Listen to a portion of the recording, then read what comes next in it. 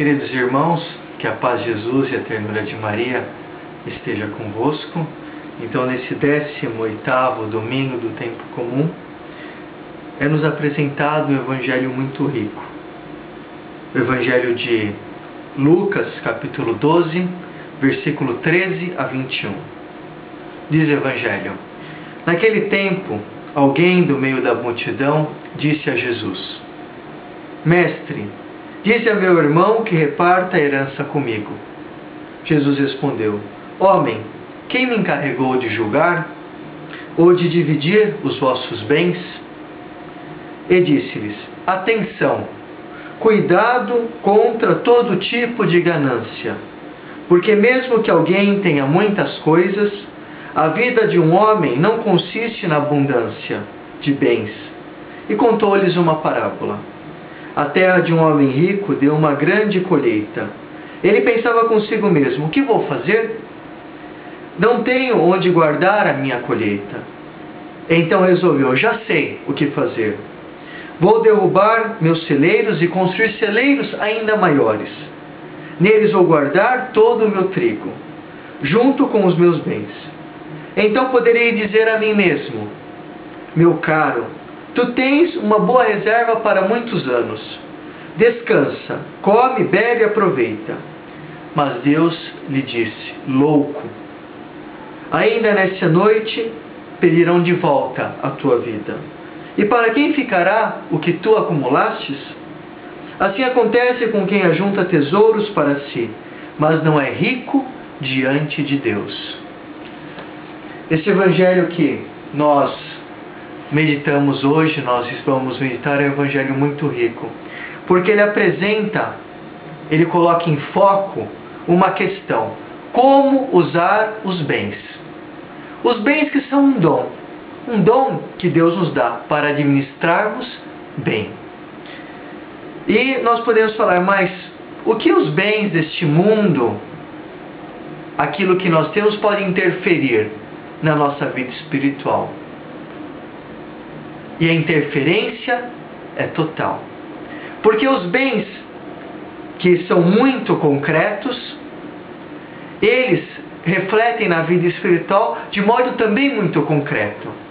Porque se nós temos tantas coisas, nós corremos o risco de nos apegar e de fazer dessas coisas o nosso Deus. E é apresentado nessa questão hoje para Jesus, essa questão desses irmãos. Um que se sente lesado porque o outro irmão não doou parte da herança. Então, de um lado temos dois irmãos, um que rouba e um outro que é roubado. Mas esses dois irmãos nada mais é do que um pleonasmo de uma sociedade, porque todos nós somos irmãos. E entre nós, quantos estão sendo roubados? Quantos estão sendo lesados? Porque uns têm de mais e outros têm de menos. Então é necessário refletir. Porque já dizia Santo Inácio de Loyola: tudo que tem me deve levar a Deus. Mas pode ser que eu tenha demais e o meu outro irmão não tenha nada. E esse tema da riqueza na Sagrada Escritura é algo fundamental. Há um tema bíblico. O próprio João Batista e seus discípulos perguntavam: mas como podemos fazer para seguir? João Batista dizia: você tem 2 túnicas? Dê uma para o teu irmão. Já no Evangelho de Lucas, o próprio Jesus diz: bem-aventurados os pobres, porque deles é o reino dos céus. E o pobre que fala aqui é o pobre anauim, em grego. É aquele pobre que não tem nada. É aquele pobre que lhe falta. É o pobre de riqueza material. Não é o pobre em espírito. É o pobre em riqueza material. O Atos dos Apóstolos é apresentado à comunidade dos cristãos como aqueles que colocavam tudo em comum. E nós? Vivemos esse ideal na nossa vida? Porque senão nós corremos o risco de ter tanto e o outro não ter nada. Já dizia São João Crisóstomo: abra os vossos guarda-roupas.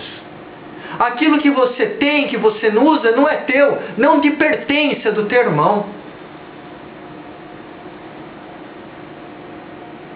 abra os vossos guarda-roupas e olhai, quanta coisa desnecessária. Isto é um roubo. E Jesus, ele diante desse irmão que cobra e que quer a sua parte, ele diz, mas o que eu tenho a ver com isso? Eu roubam vocês. Mas Jesus diz algo, cuidado com a ganância.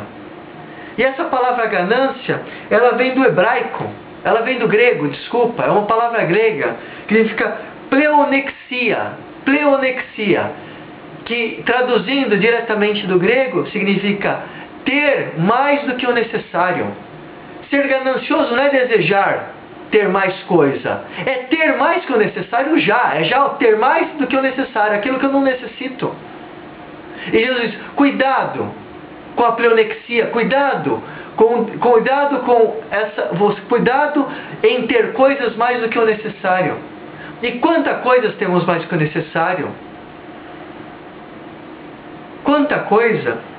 E se nós olhamos na primeira carta de Timóteo, capítulo 6, versículo 10, diz que a pleonexia, a ganância, é a raiz de todo pecado. Porque se nós temos demais, nós não vamos buscar a Deus, não vamos ser rico de Deus. E aí nós serviremos outros deuses.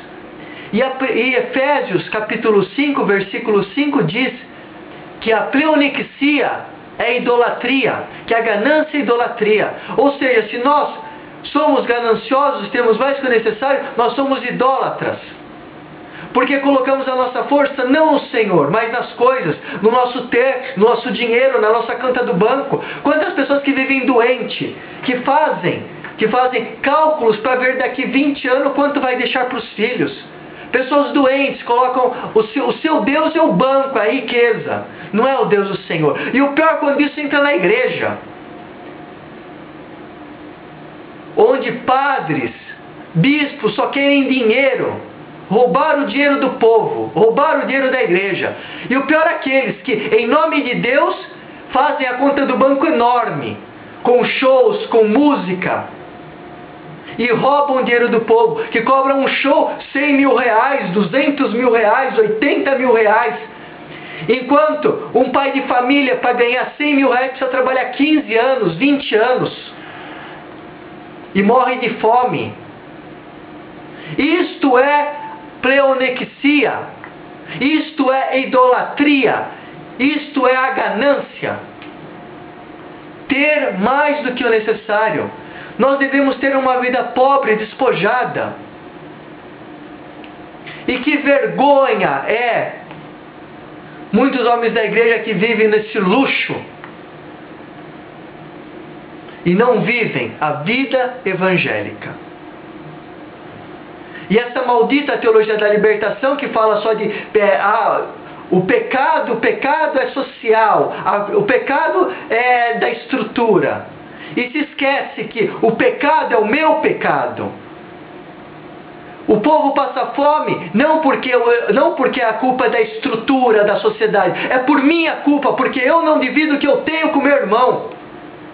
Por isso que a teologia da libertação é uma heresia, condenada pela igreja, condenada pela doutrina da fé.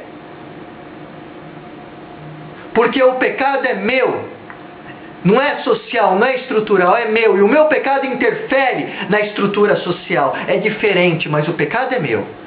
Então, irmãos, busquemos esta semana olhar aquilo que temos, dividir com o nosso irmão para ser ricos de Deus e pobres deste mundo. E vos concedo nesse momento a bênção especial e materna da Gospel, Maria Rainha da Paz, e com toda a família de Deus. Os abençoe e vos guarde a gloriosa e sempre Virgem Maria, e vos dê a paz, em nome do Pai, do Filho, do Espírito Santo. Amém. Vos desejo uma boa semana na